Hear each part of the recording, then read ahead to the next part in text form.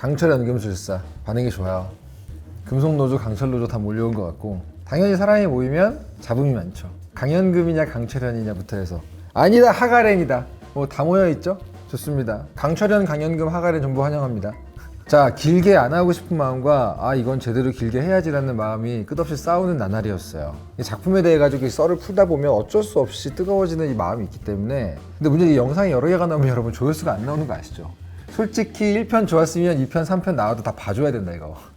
자, 지난 영상에서 저희는 희대의 만화, 가장 꽉 찬 육각형 만화, 물론 많은 분들이 진격의 거인하고 비교하시면서 요즘 막 나오고 있는 만화에 비해서 도파민이 부족하다거나 이런 얘기 많이 하셔가지고 그래도 강철의 연금술사는 추판 만화, 일본 만화, 소년 만화 뭐 이런 거에 좀 훈련된 독자들에게나 어필하는 거지 이런 얘기 많이 하시는 것 같은데 뭐 다 이해합니다. 그런 반응들. 개인적으로 제가 오랜 기간 동안 지속 가능한 덕질을 추구하고 건강한 마음으로 덕질을 해본 결과 제가 정말 확실히 배운 게 뭐가 있냐면, 많은 분들이 내가 지금 좋아하는 이 작품을 더 드높이기 위해서 다른 작품을 깎아내리는 경우가 많아요. 그게 되게 자연스러운 반응이거든요. 왜냐면 이 작품을 너무 좋아하면 자기 자아를 거기에 의탁하게 됩니다. 그래서 이 작품이 걸작 취급을 받을수록 나의 취향도 훨씬 더 훌륭하고 나의 어떤 내공도 높게 평가되는 기분이 들기 때문에 그런 건데, 근데 이제 그걸 위해서 다른 어떤 작품을 깎아내리거나 비교하는 방법을 쓰면 길게 보면 확실히 하수 인증이 돼요. 이건 제가 너무 많이 배웠어. 그렇게 덕질하는 분들이 오래 못 가시더라고요. 개인적으로는 내가 좋아하는 작품의 위대함을 얘기하기 위해서 다른 작품을 깎아내리는 방법은 하더라도 들키지 마라. 댓글에 써서 들키지 마라. 이런 얘기 많이 해드리고 싶고요. 당연히 이 작품은 완벽한 작품은 아니기 때문에. 아무튼 지난 영상에서 저는 강철의 연금술사의 세계관, 그리고 국제정세, 그리고 주 무대인 아메스트리스가 이제 군사국가잖아요. 그거에 대한 여러 가지 정치적인 상황들, 그리고 연금술이라는 설정, 요거에 대해 말씀을 드렸고, 그리고 약간 작품이 본격적으로 시작되기 이전까지의 주인공 엘릭 형제의 여정, 그리고 가장 사랑받는 주연급 조연이라 할 수 있는 로이 머스탱 소개, 여기까지 딱 했죠. 오늘부터 원작 만화책 작품의 본편 내용이 들어가게 되는데, 사실 이제 여러분들 이야기를 쭉 따라가다 보면은 이 작품이 중간에 약간 산만해진다고 느낄 때가 있어요. 원피스처럼 중간중간 독자들의 하차 구간이 있기는 있어요. 그게 이유가 있는데 제가 나중에 설명을 드릴 텐데, 이야기가 약간 좀 산만하네, 복잡하네라고 느껴질 때에 잘 이야기를 따라가기 좋은 방법은 뭐냐면은 주인공의 목표를 중심으로 따라가는 걸 저는 많이 권하거든요. 이 주인공이 지금 핵심 목표가 뭐고, 이 목표가 어떻게 변화하고 있지? 어떻게 더 커지고 있거나 깊어지고 있거나 요걸 따라가시다 보면은 좀 방대한 스토리도 척추를 따라서 잘 길을 잃지 않고 가실 수가 있습니다. 은근히 또 1권 시작부터 허들이 있다 라는 분들도 계세요. 그거는 일본의 단편으로 시작해서 장편으로 이어지곤 하는 일본 출판 만화의 전반적인 어떤 스타일, 연출 흐름 이런 거에 익숙하냐 안 익숙하냐도 좀 있는 것 같아요. 자, 엘릭 형제의 그 목적 뭡니까? 지금 뭐죠? 현자의 돌을 찾아다니고 있죠. 이 현자의 돌이 뭐냐? 실제 연금술 역사 안에서의 현자의 돌은 화금석이라고도 부르거든요. 여러 가지 이름들이 있어요. 화금석이란 말 자체로 말 그대로 금으로 만들어주는 돌, 이런 거거든요. 그러니까 가장 완벽한 물질이라고도 불려요, 현자의 돌 자체가. 혹은 가장 완벽한 물질인 금을 만들어주는 물질로도 불리고. 그러다 보니까 좀 더 나은 인간, 좀 나은 존재가 되는 과정에서 부산물로 나오는 돌이라는 의미도 가끔 띄기도 해요. 가끔 어떤 사람들은 그 석가모니 부처님이 입적하실 때 부처님의 몸에서 나온 살이 이게 현자의 돌이다, 이런 설도 있을 정도로 온갖 곳에서 이렇게 여러 가지 얘기를 해요. 근데 이 작품 안에서는 현자의 돌은 연금술에서의 치트키입니다. 자, 일단 이 작품에서 많은 분들이 제일 많이 익숙하게 생각하고 있는 표현이 등가교환이죠. 참고로 미리 여러분 티저를 해드리자면 이 작품의 테마가 등가교환이라고 이해하시는 분들이 있는데, 사실 이 작품의 테마는 등가교환이어서는 안 된다입니다. 요 얘기는 마지막 영상에서 다시 할 텐데, 그래도 아무튼 연금술의 기본 원칙은 등가교환이다. 없는 걸 만들어낼 수 없어. 그게 기본인데, 현자의 돌은 뭐다? 스타크래프트의 쇼미더머니 같은 거다. 치트키. 등가교환이 아니게 해주는 거예요. 무슨 말이냐? 사람들 사이에서도 그런 게 있다더라라는 식의 어떤 썰이 도는 물질인 건데, 어떻게 만드는 건지, 어떤 효과가 있는지 자세한 것들도 작품 뒤에 가면 나오긴 나오거든요. 근데 이제 요 도입부에서는 아는 것보다는 모르는 바가 더 많은 물질이라고 알려져 있어요. 현재 밝혀져 있는 그러면은 이 현자의 돌의 효과, 효능은 뭐냐? 연금술의 최대 법칙인 등가교환의 법칙을 무시하게 만들어주는 물질입니다. 다시 말하면 대가 없이 무제한으로 연성을 하게 해주는 사기템, 증폭기 이런 걸 할 수 있겠죠. 지금 에드워드 엘릭이라는 요 의지의 화신은 머릿속에 온통 무슨 생각밖에 없냐면 동생 알폰스 몸 찾아주자, 그리고 내 오토메일로 바뀐 팔다리 되찾자, 요거밖에 없잖아요. 그러다 보니까 이걸 위해서 그냥 눈에 불을 켜고 다니기 때문에 여행을 하면서 현자의 돌과 관련이 된 것 같아. 연관이 있어 보여. 그러기만 하면 무조건 그쪽으로 달려드는 형식으로 이제 여정이 이어지는 겁니다. 일단 이제 이 작품이 처음 시작이 되면 리올이라는 마을에서 시작을 하는데 간판 시퀀스라는 표현이 있어요. 참고로 말하면 제가 만든 표현이에요. 대부분의 대중적인 작품에는 간판 시퀀스라는 게 있어요. 영화에서도 있고 만화에서도 있고, 요즘처럼 이 컨텐츠가 진짜 많은 시대에는 뭔가 작품을 딱 앉아가지고 즐기려면은 초반부 작품 시작하고 완전 도입부 몇 분 안에 자, 요 작품은요 즐길 거리 이겁니다 라고 딱딱 보여주는 게 좀 필요해요. 물론 이런 걸 무시하는 창작자도 있지만, 예를 들면은 뭐 제가 진짜 좋아하는 알폰소 쿠아론의 그래비티 같은 영화 초반부에 딱 보면 자, 무중력 상태에서 요런 종류의 정서적 쾌감 드릴 겁니다 라고 딱 보여주는 초반부 시퀀스가 있죠. 아니면 혹시 옛날에 그 원티드라는 영화 아세요? 안젤리나 졸리 나오는 거, 제임스 맥어보이 나오고 총알 이렇게 휘어서 쏘는 거, 그거 도입부에 우리 요런 종류의 액션을 보여주는 영화입니다 라고 카 체이싱 장면, 추격 장면이나 총알 휘어 쏘는 거를 앞부분에 딱 보여주잖아요. 존 윅도 마찬가지죠. 존 윅도 처음 도입부에서 나 리얼하게 이제 총기 액션 보여줄 거야. 그러니까 이런 게 이제 간판 시퀀스인데, 물론 예를 들어서 이제 지브리 스튜디오 같이 브랜딩이 완벽히 돼 있다. 그러면 간판 시퀀스를 안 쓰기도 해요. 크리스토프 놀란 이런 분들 잘 안 보여줘요, 그런 거. 난 낸데 안 볼 거야? 뭐 이런 느낌이랄까? 근데 이 강철의 연금술사 당연히 첫 에피소드의 이 리올 마을에 요 사이비 교주 나오는 요 첫 번째 에피소드 첫 권의 주요 기능은 당연히 인물들 소개하고요, 세계관, 설정 이런 거 보여주는 거잖아요. 어떤 종류의 액션을 보여주는 만화입니다, 소년 만화입니다, 환타지입니다, 이런 것들을 보여주기 위한 게 도입부란 말이에요. 근데 이건 이제 제가 지난 첫 영상에서 거의 다뤘기 때문에 자세히 설명은 안 할 겁니다, 첫 에피소드들은. 근데 이 작품이 되게 좋은 평가를 받는 것 중에 하나가, 이렇게 간판 시퀀스로 사용되는 1권 내용들은 보통 소비되는 경우가 많아요, 흔한 만화들은. 근데 이 작품은 1권에 나오는 그 자잘한 동네, 인물 이런 것들을 작품의 거의 마지막까지 되게 알차게 옹골차게 써먹거든요. 그러니까 버리는 게 별로 없어, 잡뼈가 없어, 다 우려내는 느낌이 좀 있어요. 그러다 보니까 이제 거의 앞부분에 나오는 게 복선으로 등장을 해요. 예를 들면 1권 도입부 내용 다 기억하실 거예요. 레트교라는 마을에서 형제가 여행 중에 만나서 여기에 무슨 뭐 기적을 행하는 레트교의 교주님이 계신데 그걸 막 듣다가 라디오 부셔가지고 연금술로 만들어주고, 이거 다 기억하시죠? 요런 거 그냥 흘러갈 수 있는 건데, 이 리올이라는 마을이 되게 중요한 의미가 있다는 게 나중에 밝혀지거든요. 그러면 어떤 분들이 이걸 궁금해 하세요. 작가들은 그럼 처음부터 이 뒤에 쓰일 것들을 예상하고 이렇게 하는 거냐. 보통 2시간짜리 영화, 딱 단편, 중편 이런 것들은 그렇게 뒤쪽까지 전부 다 구조를 만들어 놓고 그걸 위해서 앞에 다 배치하는 게 정석이긴 한데, 장편 연재 만화 같은 경우는 안 그런 경우가 더 많아요, 사실. 장편들은 일단 해놓고 나중에 쓸 수도 있겠지라는 식으로 열어놓고, 작가들 5년짜리 10년짜리 연재할 때 후반부에 가잖아요. 자기가 그렸던 도입부 앞부분 엄청 봐요.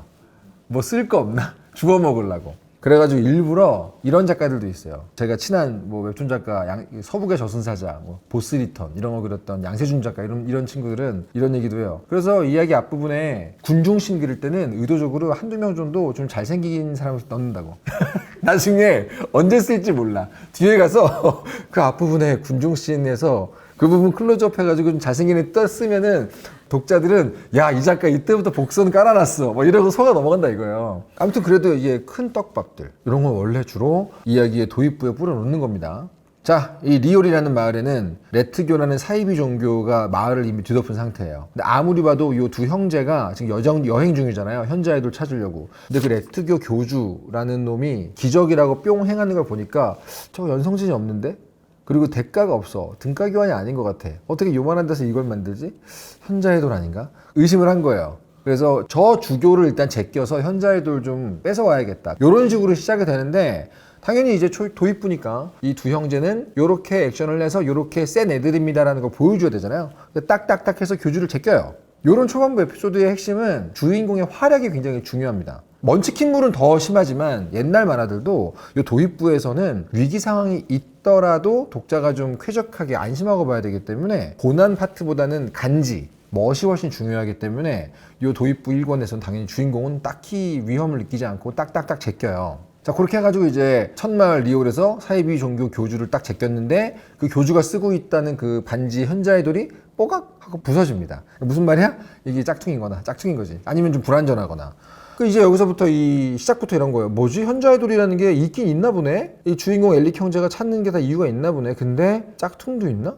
요 교주라는 놈은 이걸 어디서 받은 거지? 이런 식으로 이제 이야기가 시작이 됩니다. 이제 여기서부터 하나 둘씩 두 형제의 여정 앞에 등장하는 이상한 존재들이 있어요. 이야기의 도입부부터 끝까지 주인공들과 계속 갈등하면서 주인공들의 고난을 만들어주는 이제 주요 빌런들이 아주 1권부터 나옵니다. 바로 호문쿨러스라는 존재들이죠. 호문쿨러스. 연금술 뭐 잘 아시는 분들은 플라스틱 속의 난장이라는 뜻이 있다는 걸 아실 거예요. 난장이라는 뜻이죠. 호문쿨러스가. 요 레트교의 교주가 주인공 형제한테 쳐 발린 다음에 이제 발주처에다가 이제 항의를 하는 거예요. 왜 불안전한 걸 줬냐 이거 AS 해줘라. 그러면서 따지는 상대가 처음으로 등장하는 호문클루스예요. 두 명이 나오는데 러스트라는 존재, 글러튼이라는 존재가 나와요.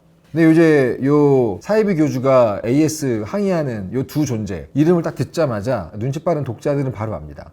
러스트? 러스트는 성욕, 색욕, 글러튼이 이거 식욕. 딱 뭘 떠올리게 되냐면 이 컨텐츠 덕후들은 바로 알거든요. 인간의 7대 죄악에서 따왔구나. 요게 이제 실제 역사에서 중세나 그 전에 초기 기독교 같은 종교의 역할이 뭐냐면 사람들이 죄를 지으니까 착하게 사세요라는 말을 계속 해줘야 될 거 아니에요. 근데 착하게 살라고 말을 할 거면 너 그거 죄야 임마라고부터 알려줘야 돼요. 인간이 하도 죄를 짓고 사니까 이것들이 죄입니다 하고 카탈로그를 만들어준 거거든요.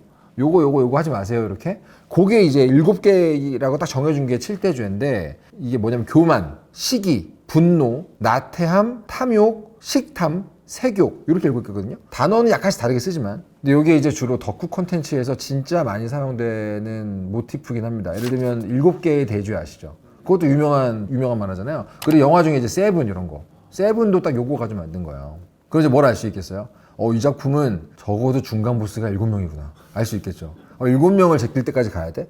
요런 그 초반부에 자 이제 여러분들 이 작품 끝까지 몇 명의 보스 몹을 만나게 됩니다 라고 알려주는 게 정석 진행이긴 해요. 예를 들면 예전에 그 바람의 검심에서도 시시오 마코토까지 가는 동안 몇 명을 만날 거다 보여주는 시퀀스가 있고 귀멸의 칼날 어때요? 귀멸의 칼날 만화책 1권 보잖아요. 앞으로 누구 만날 거야 딱 알려줘요. 특히 요거는 팁인데 혹시 모르시는 분들 계실까봐 작품을 사서 보신 분들은 아시겠지만 빌려 보신 거나 그런 분들은 요 만화에 겉에 껍질이 있어요. 껍질을 꼭 까보세요. 이 겉에 껍질을 꼭 까보셔야지 숨어있는 설정, 메모, 가끔은 사건 만화나 이런 짧게 개그로 만들어 놓은 그런 숨겨진 만화들이 나오는데 거기에 은근히 이런 호문클루스를 소재로 한 웃긴 만화가 많습니다. 그래서 이건 반드시 껍질을 다 까보시라는 거. 근데 요 러스트랑 글러튼이라는 호문클루스라는 요 존재가 일단 당연히 미스테리하죠. 당연히 주교를 한 방에 먹어버리고 나서 우리 주인공 에드워드를 일컬어서 재물이라고 불러요. 여기서부터 이제 떡밥이 생기는 거예요. 왜 우리 주인공이 재물일까? 요 다음으로 주인공 형제가 가는 마을이 이제 유스웰 탄광이라는 마을이 있는데 이거 스킵할게요. 왜냐면은 초반부 에피소드들은 애니메이션에서도 빠지는 경우가 있어요. 요 유스웰 탄광도 애니에서 빠지거든요. 강철한 연금술사가 제가 꽉 찬 육각형이라고는 했지만 당연히 완벽한 만화일 수는 없잖아요. 그런 만화 없으니까. 이야기적으로도 좀 구멍이 있다 이렇게 주장하시는 분들이 있는데 이 이유 중에 하나가 이제 작품의 도입부일수록 주인공은 명확한 이유와 논리에 의해서 이동을 해야 돼요. 현자의 돌이 여기인 줄 알았는데 없었어. 대신에 단서가 저길 가리키고 있네? 그럼 거기로 가고. 이런 식으로 가야 되는데 요 리올이란 마을에서 유스웰 탄광으로 가는 데는 이유가 없어요. 그냥 떠돌아다니는 거야. 근데 이게 2시간짜리 영화에서는 구멍일 수 있어요. 근데 장편 만화에서는 이렇게 떠돌아다니는 전개가 왕왕 있습니다. 왜냐면 이제 현자의 돌을 찾고 있다는 목적은 이미 독자들에게 알려줬고 아직 갈 길이 되게 멀기 때문에 이런 장편 만화에서는 그렇게 큰 단점은 아니라고 저는 보거든요. 그러니까 약간 그 결벽증적인 취향의 독자들은 욕을 할 수 있겠지만 그래도 요 유수열 탄광이라는 말이 기능을 하기는 해요. 예를 들면은 국가연금술사라는 이 집단에 대해서 이 대중이 군부의 개다 이러면서 되게 반감을 갖고 있다, 이런 설정을 보여주는 기능을 좀 하거든요. 이 작품을 좋아하는 사람들이 의외로 되게 애정하는 캐릭터 중에 요키라는 캐릭터가 있어요. 강철의 연금술사 최대 의리맨 요 캐릭터의 등장 정도의 의미가 있죠. 그 사람들이 강철은 최고 의리남이라고 농담으로 얘기하지만 초반부 에피소드에 가장 하찮은 잡몹입니다. 그 캐릭터 디자인부터 완전 엑스트라, 완전 잡몹, 좀 있으면 죽겠네 이렇게 생기게 디자인을 했는데 후반부에 가잖아요. 정말 중요한 순간 아주 멋진 활약을 하게 되는, 그러니까 의도하지 않게 주인공에게 큰 도움을 주는, 굳이 따지자면 2차 세계대전 때 일본군의 무다구치 레냐 같은 숨겨진 광복군이다라고 불리는 그런 캐릭터가 여기서 처음 나오기 때문에 또 이제 고인물 독자들 사이에서는 유수열 탄광, 요키의 첫 등장 이렇게 기억을 하시죠. 그러니까 이런 인물들도 처음에는 그냥 바로 제껴지는 엑스트라인데 어떻게 이런 인물을 작품 끝까지 알차게 써먹냐, 이런 게 사실은 미워할 수 없게 그 인물을 다 써먹거든요. 그게 이 작가의 장점을 할 수 있죠. 자, 이제 현자의 도를 지금 추적하고 있으니까 이 형제가 제일 눈에 불을 켜고 쫓아가는 중요한 단서가 주로 뭐냐면은, 인체 연성은 금지되어 있기 때문에 그나마 요거랑 근접한 게 뭐냐, 생체 연성이라는 게 있어요. 생체 연성이 의료 분야 연금술하고 관련되어 있는 분야인데, 강철의 연금술사 세계관에서는 가장 대표적인 게 키메라가라는 게 연구가 되고 있습니다. 예를 들면 연금술의 일종인데, 연금술을 써가지고 짐승들끼리 합쳐가지고, 맹수끼리 합쳐가지고 없었던 생명체를 만드는 쪽을 이제 생체 연성이라 부르고, 요거는 큰 의미에서 의료 분야 연금술의 하위 연구 분야거든요. 그쪽 관련된 전문가가 있다 그러면 일단 얘네들은 찾아가는 거예요. 지금 이 형제의 인근에 키메라 연구 가지고 되게 유명한 연금술사가 있어가지고 거기를 찾아가는데, 요 얘기를 이제 누구한테 듣냐, 우리 전 영상에서 설명드렸던 최고 인기 조연 로이 머스탱한테 듣습니다. 이 로이 머스탱 등장씬이 1권 막부분에 나오거든요. 아까 얘기했던 그 간판 시퀀스를 그대로 로이 머스탱한테 써요. 불꽃의 연금술이라는 건 이렇게 쓰는 거야 라고 간지 위주로 딱 보여주거든요. 그러니까 요 엄청 강하다라는 능력 설정을 딱 보여주는 걸 보면, 작가가 일단 밀기로 했구나. 그럼 독자들은 일단 이 주식을 사자. 그래서 로이 머스탱한테 마음을 줍니다. 요게 이제 훈련받은 독자하고 작가 사이에서의 티키타카 같은 거죠. 아무튼간에 요 로이 머스탱이 알려준 정보를 토대로 엘릭 형제가 갑니다. 키메라 연구 잘하는 사람이 있다고? 근데 최근에 말하는 키메라를 만들어서 화제가 됐다고? 그러면서 이제 딱 찾아가는 게 쇼 터커라는 연금술사입니다. 사실 요 에피소드도 넘어가도 돼요. 근데 강철의 연금술사 연재 초반에 가장 많은 독자들에게 너무 큰 인상을 줬던 에드 오빠 에피소드이기 때문에 요거 언급 안 하면 또 많은 분들이, 야, 에드 오빠 눈치 빠른 꼬맹이 왜 또 언급 안 하냐, 이럴 수가 있기 때문에 어쩔 수 없이 제가 말씀을 드리자면, 쇼 터커, 철명의 연금술사, 등장 비중으로 치면 정말 초반부 반짝인데 어찌된 일인지 강철의 연금술사 독자들에게는 절대 잊혀지지 않는 존재죠. 이 사람이 누구냐?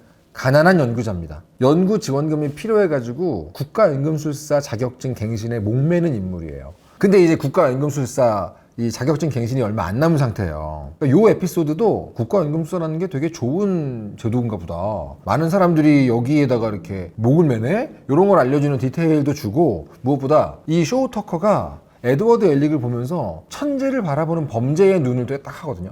그러니까 주인공 에드워드 엘릭이 생각보다 굉장히 천재는 천재구나 라는 걸 이 독자들에게 막 알려줘야 돼요.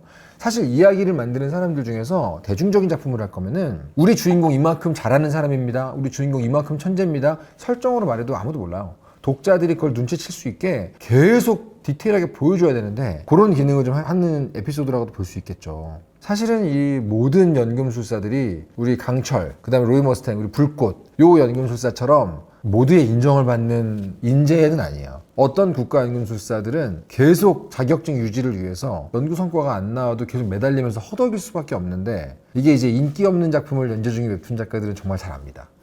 나 매출, 조회수, 이 순위를 볼 때마다 정말 그 허덕이는 마음이 있어요. 특히 이제 실적이 중요한 국가지원 사업 연구하는 분들, 성과가 중요한 분들, 이런 분들은 돈 끊기면 진짜 낙동강 오리알이거든요. 근데 요 쇼 터커는 아까 얘기했듯이 최근에 말하는 키메라를 만든 적이 있다. 그거 가지고 막 굉장히 화제가 됐었다. 근데 그 뒤로는 이제 후속 성과가 없어가지고 계속 열심히 애를 쓰고 있는 상황이거든요. 그래서 이제 결국은 요 절박한 상태에 빠진 연금술사가 어떤 미친 짓까지 하게 되는지를 보여주는 에피소드라고 할 수 있죠. 그리고 이 주인공 에드워드 엘릭이 아직 애는 애구나 라는 인간적인 면모를 보여주는 에피소드이기도 하고요. 주인공은 이 쇼 터커를 찾아왔는데 말하는 키메라를 만들었다고 하는데 아내가 행방불명인 상태다 정도가 나오죠. 딱 거기서 알잖아요. 아, 이 새끼 합쳤구나. 주인공들은 뭐 엄마도 뽑는데 여기저기 이상한 놈이 많네. 근데 막 어떻게든 성과를 내야 된다고 허덕이는 이 쇼 터커는 이 세계의 연금술사들은 자식을 낳으면 안 되는 것 같아요. 전부 양육 실패자야. 굉장히 귀여운 딸, 그리고 굉장히 내가 좋아하는 그 대형견, 이 둘만 서로와 함께 놀고 아빠는 바빠서 막. 근데 이제 우리 에드워드 엘릭과 알폰소 엘릭은 굉장히 아직 착한 소년들이잖아요. 그러니까 이 딸하고 막 놀아줘요. 이 쇼 터커의 딸은 아직 그렇게 어른들과는 다른 이 두 연금술사가 오빠 하면서 놀기 좋은 거야. 막 재밌게 놀면서 계속 틈틈이 연구를 하면서 이제 이 쇼 터커 연구 자료 보면서 하는데 결국은 뭐겠어요? 국가연금술 자격 겨우겨우 갱신했다. 이번에도 말하는 키메라를 다시 만들었다. 놀래가지고 막 에드워드 엘릭이 딱 가서 봤는데 그 키메라가 막 말을 하는 거죠. 말을 하다 갑자기 에드 오빠 하는 거예요. 그 순간 아는 거지. 이 새끼 딸이랑 합쳤구나. 그러면서 이제 그 유명한 대사가 나오는 거죠. 딸 어딨어? 그러니까 눈치 빠른 꼬맹이는 질색이야. 과광. 이제 그게 이 명장면인 거잖아요. 이거 안 해주면은 또 서운해 한다고 독자들이. 그러면서 이제 완전 머리가 뚜껑이 열린 이제 우리 에드는 그 철명의 연금술사의 뚝배기를 깨고 어떻게 사적 복수를 하려고 그러다가 군부에 넘기죠. 근데 여기에서 이제 중요 인물이 갑자기 등장을 해요. 이렇게 딸을 키메라로 만들었어. 그러면은 어떻겠어요? 당연히 군부에 의해서 체포가 되겠죠. 자기 딸을 연구에 이용했다라는 그 미친 짓도 문제지만 인간의 인체를 가지고 하는 모든 것은 군부에 의해 제재를 받거든요. 이 이유는 나중에 밝혀지지만 자, 이래 군부에 의해 가지고 잡혀가지고 이제 처분을 기다리고 있는 이 쇼 터커에게 누군가가 찾아와가지고 갑자기 잔혹하게 살해를 합니다. 그게 누구냐? 그게 이제 이 작품의 또 다른 중요한 인물이라 할 수 있는 스카죠, 스카. 자, 이제 오늘은 아마도 이 부분이 메인이 될 텐데 스카가 누구냐?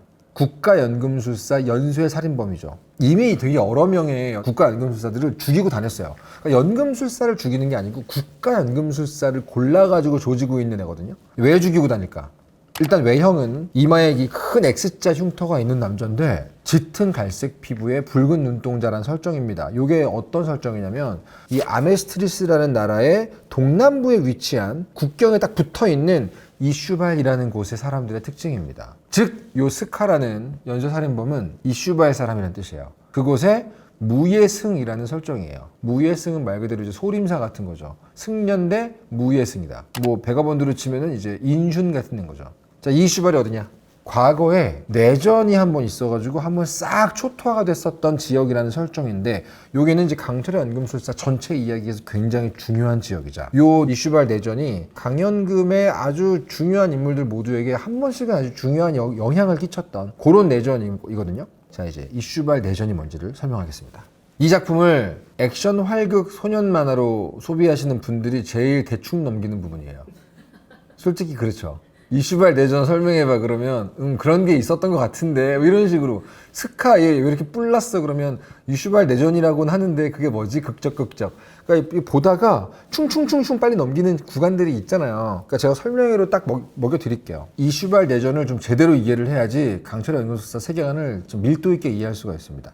아메스트리스라는 이 나라가 건국 직후부터 크고 작은 전쟁을 통해서 주변에 있는 곳들을 흡수해서 국경을 넓힌 곳이거든요. 생각해보면 되게 희한한 일이에요. 아메스트리스라는 국가 없이 지도를 보면은 자연스럽게 국경선이 연하게 나눠져 있어요. 그 가운데 뜬금포로 뻥 뚫린 원형의 국가가 있는 거예요. 무슨 말이냐면은 어느 시점까지 과거로 돌아가 보면은 갑자기 어떤 한 무리가 한 집단이 우리 오늘부터 국가야 하고 국가를 선포한 이후에 그 작은 점 같은 곳이 점점 커지면서 어엿한 국가가 된 거잖아요. 몇백 년에 걸쳐가지고. 보통 이 자연 발생해가지고 이 정도로 어엿한 국가가 되는 거는 되게 옛날에나 가능해요. 이 정도 느낌의 시대상에서는 희한한 일입니다. 근데 더 이상한 일이 있어요. 그렇게 전쟁을 통해서 주변국을 먹어가던 나라였는데 유독 동남쪽에 있는 이 이슈발이란 곳은 평화로운 방식으로 흡수해요.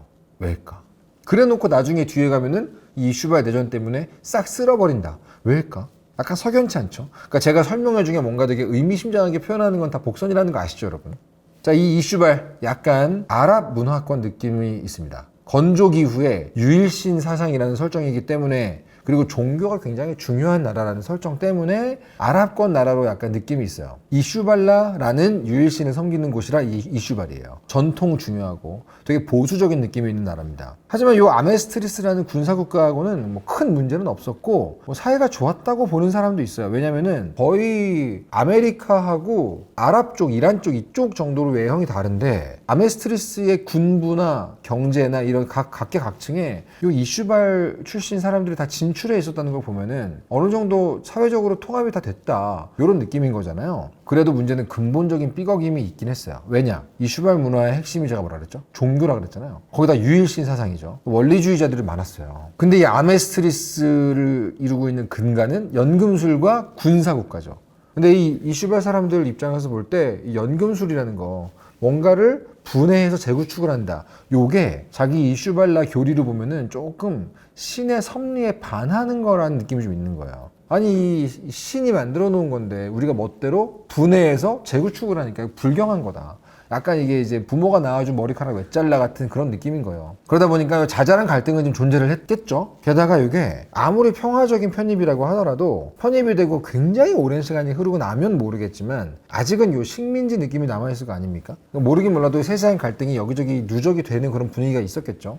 그러다가 1901년, 그러니까 작중 시점 1901년에 한 가지 사건이 터집니다. 참고로 말하면 지금 여러분들 이 이야기가 시작됐을 때의 시점은 1914년이라는 설정이에요. 지금 현재 이 작품 시작 전부터 13년 전에 아메스트리스, 이 군사국가의 군인 하나가 실수로 이슈발 소녀 한 명을 사살하게 됩니다. 이 군인이 누구냐? 몰라요. 왜 사살했냐? 몰라요. 민간인 소녀를 사살했잖아요. 굉장히 큰일이죠. 근데 이 모든 사건이 베일에 쌓여 있긴 한데, 아무튼 이슈발 사람들 입장에서 어때요? 개빡치지. 가장 보호받아야 될 존재의 표상인 거잖아요. 어린애고 소녀니까. 그래서 이슈발 사람들의 대규모 폭동이 터집니다. 이제 실제 세계 역사를 보면은 이런 큰 폭동들이 이런 식의 어떤 작은 스파크 때문에 터지는 경우가 많잖아요. 인간의 마음이라는 게 이 누적된 감정이 화약같이 쌓여 있으면은 작은 불꽃으로도 폭발할 수 있잖아요. 이 아랍 문화권이라는 느낌에서 알 수 있듯이 이슈발인들이 전투력이 장난이 아니에요. 처음에는 명분이 이슈발인들에게 있었겠죠. 우리 쪽 소녀가 죽었다. 하지만 이 전쟁이라는 게 결국은 원한과 분노의 곱셈이잖아요. 이 악착같이 싸우는 이슈발 사람들 때문에 아메스트리스의 군인들도 자기 옆에서 동료가 막 죽어나가잖아요. 그러면 나중에는 명분이고 뭐가 없는 거죠. 철천치 원수가 될 수밖에 없는 과정으로 이제 갑니다. 자, 보세요. 지금 이 아메스트리스의 동남부가 이슈발, 바로 위가 동부죠. 이 동부에 뭐가 있어요? 우리 형제의 고향 리젠불이 있잖아요. 그러다 보니까 이 리젠불 인근에도 전쟁 때문에, 내전 때문에 팔다리를 잃었던 피해자가 진짜 많았다는 설정이기 때문에 우리 피나코 록벨, 누구죠? 에드워드 엘릭에 의수의족해준 장인, 이런 분들이 이런 시기였기 때문에 사실은 오토메일 장인이 될 수 있었던 거거든요. 그런 설정이 있는 거죠. 근데 문제는 이제 아메스트리스라는 군사국가에는 연금술이라는 비대칭 화력이 있습니다. 그러니까 미국으로 치면 우리 핵 있는데 이거 핵을 만지작 하는 거예요 지금. 핵이란 카드를 들고 쏴? 말어? 뭐 이런 느낌인 건데, 이슈발은 게릴라전을 정말 잘했어요. 근접전을 잘했어요. 그리고 무엇보다 중요한 설정, 아까 얘기했던 무예승이라는 존재들이 있었어요. 이 무예승이 설정상 완전 잘 싸움, 이런 느낌이거든요. 하나같이 다 전투병기처럼 잘 싸운다, 이런 느낌의 설정이 무예승이기 때문에 말 그대로 정말 베트남전 느낌인 거예요. 게릴라전처럼 숨어가지고 무예승들이 싹 조지고 도망가고, 여기는 제대로 된 군사가 있는데 자꾸 이제 밀고 하는 거죠. 그렇게 7년을 질질 끕니다. 7년. 1908년 결국 아메스트리스의 대총통, 1통이죠. 킹 브래드레이가 서류 한 장에 사인을 합니다. 대총통령 3066호라는데 사인을 해요. 이게 뭐냐? 군사 국가니까 제일 중요한 부분은 군이잖아요. 군부에 복무하는 사람들 중에서 이슈발 출신의 사람들은 전부 다 숙청을 하겠다. 그리고 국가연금술사 전부 투입한다.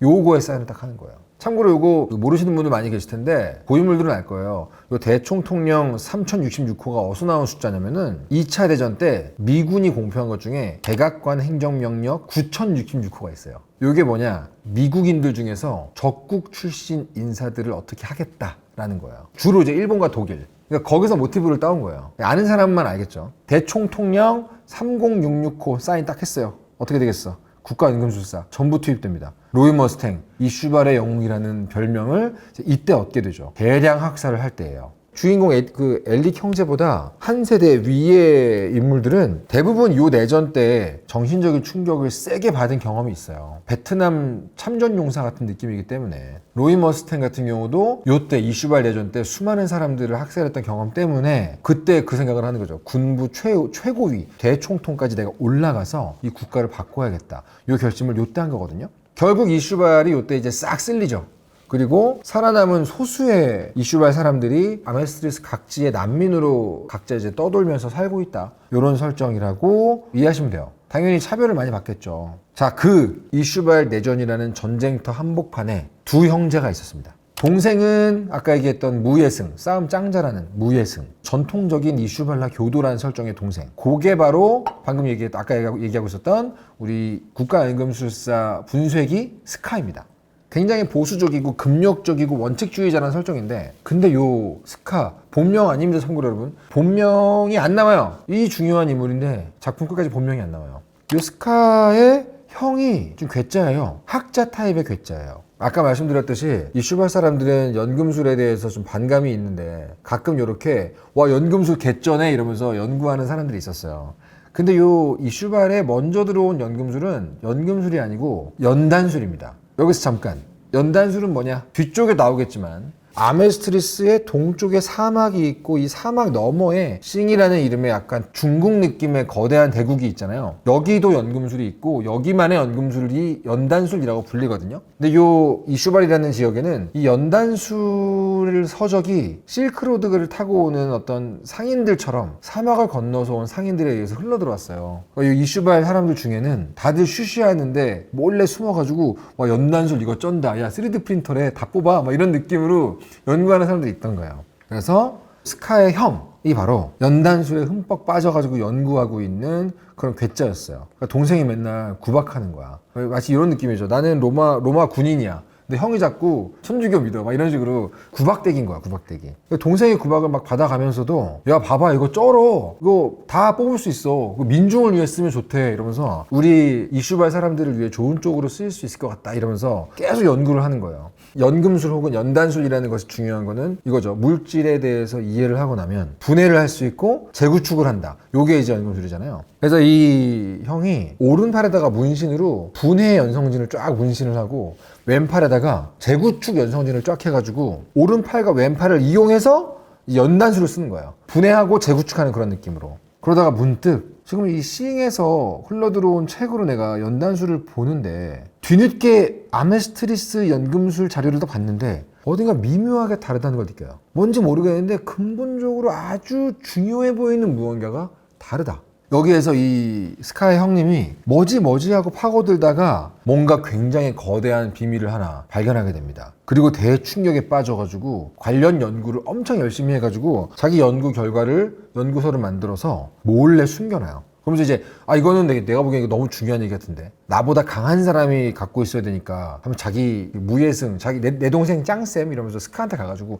이거 네가 맡아놔라 얘기하거든요. 근데 동생 입장에서는 연단술 질색이니까 짜증나 이러면서 이제 갖고는 있어요. 그 와중에 이제 이슈발 내전이 터진 거죠. 자, 이제 이슈발 내전이 터져가지고 아까 얘기한 것처럼 막 밀고 난리가 났는데 이 마지막 순간에 국가연금술사가 다 투입돼가지고 싹 쓸어버렸다 그랬잖아요. 그때 이제 스카 그리고 그 형, 연단술 연구하는 형, 그리고 그들의 일가족 다 모여있는 곳에 강철의 연금술사 전체 통틀어서 최고 사이코패스를 할 수 있는 킴블리라는 연금술사가 딱 와가지고 싹 밀거든요, 여기를. 사실 스카가 되게 센 설정인데도 불구하고 왜 킴블리한테 싹 죽냐면 킴블리가 마지막 순간에 뭔가 입에 뭔가를 물고 싸워요. 근데 이걸 물었더니 갑자기 엄청 세죠? 근데 이게 이 물고 있는 게 붉은색 돌이에요. 뭐지? 현자의 돌인가? 어떻게 이거를? 킴블리가? 왜? 누가 줬지? 이게 다 궁금한 거죠. 아무튼 여기서 이제 스팀팩 현자의 돌 물고 싸우는 킴블리 때문에 한 방에 싹 이제 죽는데 그때 스카의 앞을 이제 스카 형이 탁 가로막습니다. 그렇게 정신을 잃고 스카가 딱 깨어난 곳은 바로 야전병원이었어요. 이 당시에 아메스트리스인들 중에도 당연히 굉장히 선량하고 착한 사람들이 있었어요. 대표적인 게 윈리 록벨의 부모님 부부. 자, 윈리 록벨 다시 기억 안 나시는 분들 누구냐면 피나코 록벨의 손녀죠. 우리 주인공 에드워드 엘릭과 알폰스 엘릭의 소꿉친구죠. 지금 현재 오토메일 장인이죠. 그리고 여자 주인공이죠. 저희 윌리 록벨의 부부가 의사 부부였어요. 둘 다 의사였는데 아메스트리스인인데 지금 이슈발 내전 한가운데에서 이슈발인들을 막 치료하고 있는 사람들이거든요. 그 국경 없는 의사회 같은 거예요. 마치 이제 나치 독일 때 유태인들을 구해주던 쉰들러 같은 사람들인 거예요. 의인인 거지. 거기 이제 스카가 딱 구조가 돼가지고 지금 이 록벨 부부가 환자를 막 치료하고 있는 요 야전병원에서 이 스카가 딱 깨어난 거죠. 근데 딱 깨어나자마자 우리 형! 마지막 순간에 내 앞을 가로막았던 우리 형! 어떻게 됐어? 죽은 거 아니야? 딱 갔는데 옆에 형의 팔이 딱 있는 거야. 그 문신되어 있으니까 알 거 아니야. 형 살았구나 하고 봤는데 내 팔이야. 무슨 말이냐면 가족들 다 죽고 오른팔이 날아간 채로 죽어가는 동생을 보고 이 형이 마지막으로 이 동생을 살리기 위해서 자기 오른팔을 이식해주고 자기가 죽은 거예요. 연단술을 이용해서 자기 팔을 이식해주고 죽은 거야. 그러니까 이 스카는 죽은 형의 팔이 자기 오른손에 달려있는 거잖아요. 분해 재구축 중에 오른팔만 달려있는 거잖아. 거기서 완전 미쳐가지고 광증이 돌아요. 지금 막 분노로 머리가 터져나가는데 그때 눈앞에 아메스트리스인이 딱 보이는 거예요. 어쩌겠어요? 반쯤 돌아있으니까 죽여버리겠죠? 그 둘이 바로 윈리 록벨의 부모, 선한 아메스트리스인, 자기를 구해주던 돌봐주던 그 의사 부부였습니다. 죽여버리고 이제 탈출한 거죠. 이제 스카 같은 경우는 자기에게 남겨진 게 뭐냐면은 형의 오른팔하고 형이 맡겨놓은 책 있잖아요. 야, 이거 싱의 연단수라고 이 아메스트리스 연금술하고 뭔가 다르다. 내가 요걸 좀 파봤다. 그러면서 엄청 열심히 연구해놓은 연구서하고 요게 유일한 유품인 거예요. 그러니까 이제 이 스카는 버리고 싶은데 이제 형의 유품이니까 이 책을 버릴 수도 없고 해서 북부 쪽에 책만 딱 묻어두고 형의 오른팔, 뭐죠? 분해 연성진 요거만 가지고 자기의 원수라고 할 수 있는 아메스트리스의 군부의 개, 다시 말하면 국가연금술사들을 찾아다니면서 이슈발 내전의 원한, 자기 가족과 형에 대한 원한, 요걸 이제 풀고 있는 복수기가 된 거죠. 그러다 보니까 이게 뭐냐면은 설정이 무예승이기 때문에 싸움 짱 잘하는 설정인데 오른팔이 뭐예요? 분해 연성진이잖아요. 그러니까 연금술사들이 무슨 공격을 해도 재구축이 없이 해체 연성진이 있기 때문에 족족 분해하고 해체하고 파괴할 수가 있는 거예요. 그러니까 어떻게 보면은 국가연금술사들의 천적인 거예요. 어떤 종류의 연금술 공격이든 분해 연성진으로 다 해체가 되니까. 그런 스카의 눈앞에 지금 강철이라는 호칭을 받은 국가연금술사가 서 있는 거예요. 지금까지 우리 주인공 에드워드 엘릭 굉장히 강력한 능력을 보여주면서 주로 간지와 멋을 담당하는 어떤 그런 에피소드가 쭉 이어졌는데, 문제는 이 에드워드 엘릭이 연성진 없이 연성한다라는 어떤 프리미엄급 능력, 그리고 굉장한 전투 능력, 그리고 강철의 팔, 다리, 요걸로 전투를 잘한다는 설정이잖아요. 근데 스카를 만난 첫 전투에서 가장 충격적이고 멋진 장면이죠.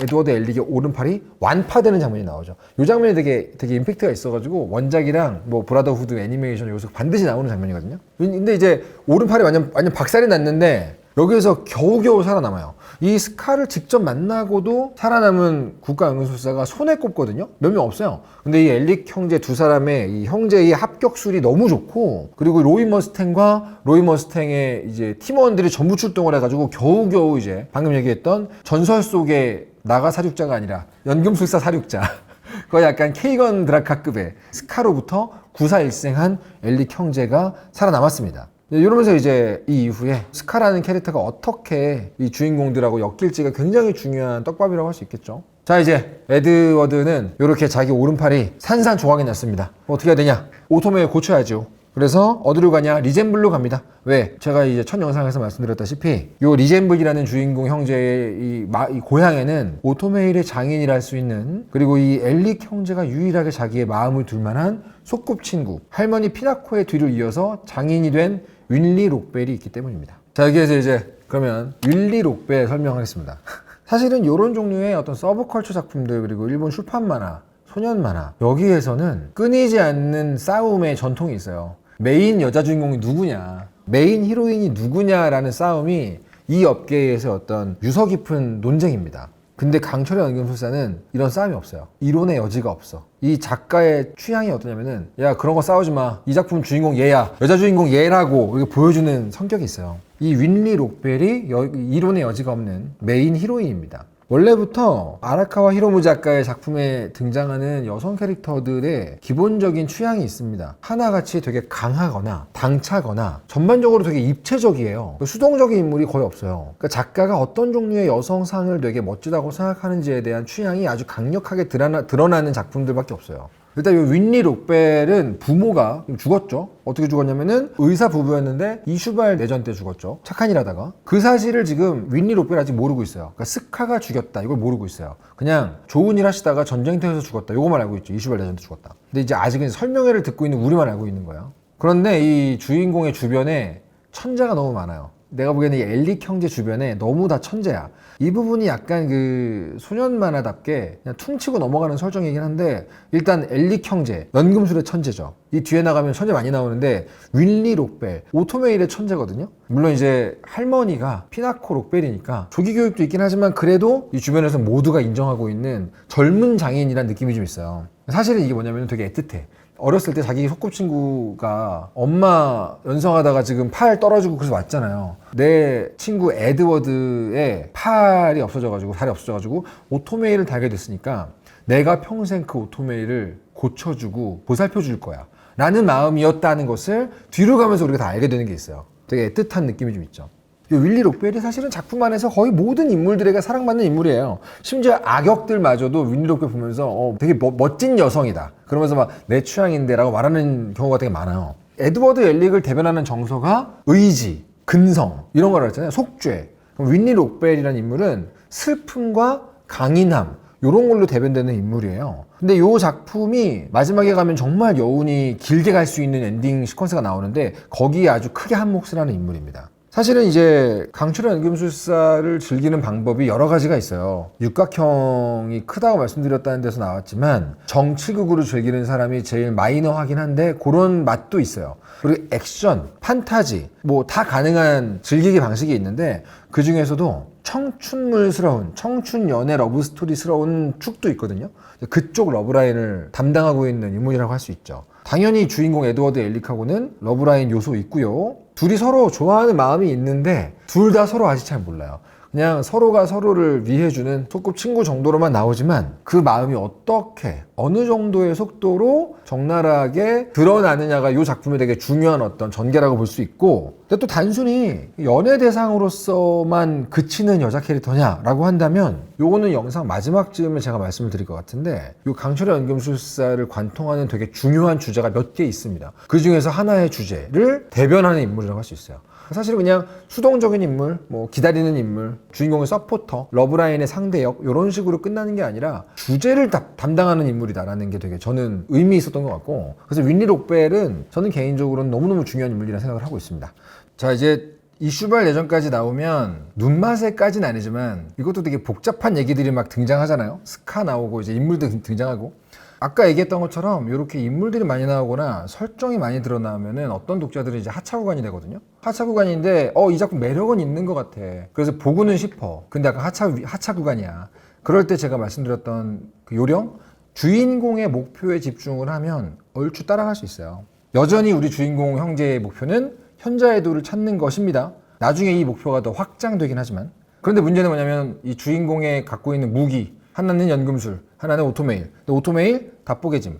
그래서 주인공의 무기나 중요한 아이템이나 이런 게 부서지는 전개는 꽤 대중적인 장치예요. 그거를 고치거나 수리하는 과정에서 새로운 아이템을 얻게 되거나 레벨업을 하는 그런 전개가 대중적인 작품에서는 꽤 흔하거든요. 아니면 기연을 만나거나. 이 작품에서는 방금 설명했던 우리 히로인 윈리 록벨을 작품 안으로 등장시키는 데 주요 기능을 했고요. 자, 이렇게 해서 팔을 고치고 센트럴로 돌아가야 되는 상황이지 않습니까? 근데 이 여정 중에 이 주인공들이 우연히 누군가를 만나요. 그러니까 이제 센트럴로 가는 기차 안에서 우연히 누군가를 발견하게 되는데, 그 누구냐? 과거에 의료 분야의 국가연금술사로 활동하던 되게 유명한 사람. 근데 갑자기 행방불명이 됐던 인물, 바로 팀 마르코라는 어떤 분을 만납니다. 지나가는 걸 본 거예요. 아는 척을 했는데 도망가. 그러니까 이 사람이 의료 분야다, 그리고 생체 연성이다? 이쪽이면은 말씀드렸죠. 국가연금술사 중에서 에드워드 엘릭 같은 경우는 현자의 돌과 직결되는 부분이 있는데 바로 따라갈 거 아니에요. 팀 마르코가 누구냐? 나이가 좀 많아요. 이슈발 내전을 온전히 겪었던 관록의 인물인데, 팀 마르코 박사의 집을 찾아가니까 노크하고 들어가는데 냅다 일단 총부터 겨누면서 이 주인공들을 경계하는 사람이에요. 근데 이게 공격적인 행동이 아니라 뭔가 좀 겁에 질린 행동이라는 느낌이죠. 자, 이 팀 마르코 국가연금술사로서의 이명은 결정의 연금술사, 크리스탈 결정, 이런 이름으로 활동을 했는데 아메스트리스 전역에서 최고의 의사였던 설정입니다. 근데 이분이 이 슈발 예전 때 뭔가 모종의 임무를 수행하고 있었거든요. 근데 그 임무를 수행하다가 완전히 마테니가 가버려가지고 잠적을 해버립니다. 도망가요. 잠수를 타요. 근데 그 연구가 뭐였길래 마테니가 갔냐? 바로 현자의 돌을 만드는 임무를 맡은 사람이 이 사람이었어요. 즉 엘릿 형제 입장에서는 완전 쫑긋한 거지. 그 현자의 돌 내가 지금 찾고 있는데 정작 그 현자의 돌을 만든 사람이 마르코라는 박사인 거예요. 근데 아무리 물어봐도 본인이 연구했던 내용들, 그 기록들, 연구 자료 이런 것들을 말해주지 않아요. 내 집에서 나가를 자꾸 시전하는 상태예요. 내 연구에 다가가면 지옥을 보게 될 거야 라고 얘기를 하거든요. 그러나 우리의 에드워드 에일리가 어떻습니까, 여러분들? 이미 지옥을 보고 왔죠. 이 상태에서는 이 독자들도 다 알거든요. 완전 이 돌아버린 눈으로 지옥이라면 나도 봤어! 딱 그러거든요. 그러니까 이제 이 마르코가 이 꼬맹이들이 눈이 자기랑 비슷하게 은은하게 돌아있으니까. 그리고 이 엘릭 형제의 됨됨이를 봤잖아요, 지금. 그리고 목적도 알고 있으니까 결국은 마지막에 마음 바꿔가지고 현자의 돌을 만들었던 연구 자료가 어디에 숨겨져 있다. 그리고 자료를 줍니다. 그 위치를 줘요. 정작 가보니까 호문클루스, 아까 얘기했던 러스트 글러튼이죠. 호문클루스들이 한 발 먼저 와가지고 마르코 박사의 그 연구 자료가 다 숨겨져 있던 도서관을 싹 다 불태워버린 상태입니다. 여기서 한번 이야기가 막다른 골목에 딱 도달하게 되죠. 이런 식으로 그 한 가지 목적을 따라서 주인공이 여정을 이렇게 쭉 이어가는 과정에서 작가가 어떤 부분이 좀 어렵냐면 당연한 듯이 다음 단서 이렇게 이어지게 되면 작품이 루즈해져요. 재미가 없습니다. 그래서 중간에 적절한 타이밍에 여기가 데드 엔드야, 여기가 막다른 골목이야 라는 식으로 막아둘 필요가 있어요. 그게 이야기의 텐션을 올려주거든요. 흥미를 올려주고. 근데 문제는 뭐냐면 독자들이 이 작가 어떻게 하려고 그러지? 여기서 주인공 어떻게 하려고 그러지? 그 순간 어떤 작가들은 본인도 똑같은 말 하고 있어요. 여기서 어떡하지? 나 어떻게 하려고 그러지? 요게 이제 다양한 인물들을 안 쓰는 경우에 많이 그러는데 초보 작가들이 많이 하는 실수입니다. 독자들 쫄깃하게 만들어주려고 그냥 앞뒤 안 가리고 계속 장애물을 만들 때가 그렇거든요. 근데 요 작품은 등장인물들이 많다는 장점을 활용해서 요럴 때마다 어떤 식으로건 우회로를 다른 인물로 써요. 요때 새롭게 등장하는 등장인물이 바로 세스카라는 인물이 나옵니다. 책을 너무 좋아해서 책만 읽다가 계속 실직을 하는 그런 캐릭터예요. 그러니까 지금 막 먹고 살 길이 막막해. 취업을 해야 되는데 책만 보고 있어. 그러니까 이런 책벌레 캐릭터인데 세스카라는 캐릭터가 약간 제정신이 아닌 게 도서관의 책을 전부 읽은 사람이라는 설정이에요. 거기다가 미친 기억력 때문에 자기가 읽은 책은 전부 기억한다는 설정이에요. 이 능력 덕분에 이제 군부에서 새로운 직업을 얻게 되는데 아무튼 이 캐릭터가 조금 아쉬워요, 저는. 왜냐면은 지금 이 막힌 대목에서 흥미롭게 난관을 넘어가도록 도와주는 인물이긴 하지만 다른 인물들처럼 두고두고 등장해서 뭔가 새로운 역할을 받는 캐릭터가 아니에요. 원작 기준으로 보게 되면. 근데 이제 이렇게 소비되는 캐릭터가 많이 나오게 되면 어떤 문제가 있냐면은 캐릭터가 늘어난다는 건 작가에게도 부담이지만 독자들에게도 부담이거든요. 기억을 못하니까. 그러니까 이 작품이 좀 복잡하다라고 말하는 독자들은 이런 부분 때문에 그럴 텐데 이게 주간 연재에서는 어쩔 수 없는 한계가 있긴 합니다. 계속해서 독자들의 흥미를 끌고 가기 위해서는 사건도 중요하지만 새롭게 등장하는 인물도 중요하거든요. 문제는 이제 그렇게 새롭게 등판시킨 인물이 효과적으로 사용되면 괜찮은데 이 세스카 같은 경우는 이때 마르코 박사의 연구 자료를 전부 기억하고 있어서 복원해 준다라는 기능 외에는 딱히 쓰이질 않는다는 게 제가 좀 아쉬웠달까? 이제 여러분들 뭐 작품 설명회라는 게 작품 찬양회가 아닙니다. 그래가지고 이 작품은 완벽해 이렇게 얘기하는 게 아니라 제가 작가이면서 독자기도 하기 때문에 작가로서 독자로서 약간 아쉬운 부분들 이런 거는 살짝 같이 언급을 하는 코너이기도 합니다. 그래서 뭐 왜 내 작품 욕하는 거야 이러면서 뭐라 하지 마시고 그렇게 보는 분도 있구나 생각해보면 그런 부분이 약간 아쉽네 그런 식으로 한번 이해를 해보시면 될 것 같아요. 이상하게 제가 이 작품 할 때 좀 저자세가 되는 것 같아요. 이 강철 노조 때문인 건지 모르겠는데 아무튼 세스카라는 캐릭터 덕분에 이 마르코 박사의 연구 자료를 복원하게 되는데 이게 첫 영상에서 말했듯이 처음에는 마르코 박사님의 요리 백선 말씀이시죠? 이러면서 요리 레시피북이라는 식으로 나오거든요. 나머지 사람들은 다 뭐라고? 근데 이제 에드워드 엘릭만 딱 씩 웃죠. 나는 여행기 방식으로 쓰는데 마르코 박사는 요리 레시피로 썼구나 그러면서 그 자료를 어떻게 해석할 거냐 머리를 싸매고 이제 들어가게 되죠. 어떻게 머리를 싸매서 결국 마르코 박사의 연구 자료를 해독한 결과 에드워드 엘릭은 엄청난 분노를 하게 됩니다. 충격적인 사실을 알게 됐기 때문인데, 바로 현자의 돌을 만들기 위해 필요한 재료는 살아있는 상태의 인간, 그것도 아주 많은 양의 인간이다 라는 게 그 연구자료에 들어있기 때문이죠. 바로 이 이유 때문에 마르코 박사는 마테이가 갔고 군부로부터 도망쳐서 잠적을 하고 있던 거였고, 이 자료를 숨겨놓은 거였죠. 그리고 마르코 박사한테 이 연구를 시킨 주체가 어디냐? 바로 지금 로이 머스탱을 비롯한 국가연구소사들이 함께 일하고 있는 군부라는 게 밝혀지죠. 현자의 돌 실존한다. 재료 살아있는 인간이다. 한두 명이 아니라 아주 많은 인간이다. 그리고 그 현자의 돌은 군 상층부와 아주 깊게 연관되어 있다. 이렇게 독자들은 뭐야, 단순히 그냥 몸 돌려놓으려는 엘릭 형제의 여정이 어디까지 가는 거야? 이 나라 뭔가 이상한 거야? 킹 브래드레이 누구야? 로이 머스탱도 한 통속이야? 이런 식으로 점점 커져가는 스케일과 커져가는 비밀들을 마주하게 됐는데, 여기까지가 바로 오늘 영상 설명회 2편의 내용입니다. 이제 다음 편부터는 현자의 돌을 그냥 쫓고만 있다라는 주인공 형제의 목표가 점점 스케일이 커집니다. 그래서 이 작품의 가장 큰 복선이자 떡밥이라고 할 수 있는 아메스트리스라는 국가 자체에 얽혀있는 비밀이라고 할까요? 그렇게 한번 스케일업이 되는 내용이 다음 영상의 내용이라고 할 수 있겠네요.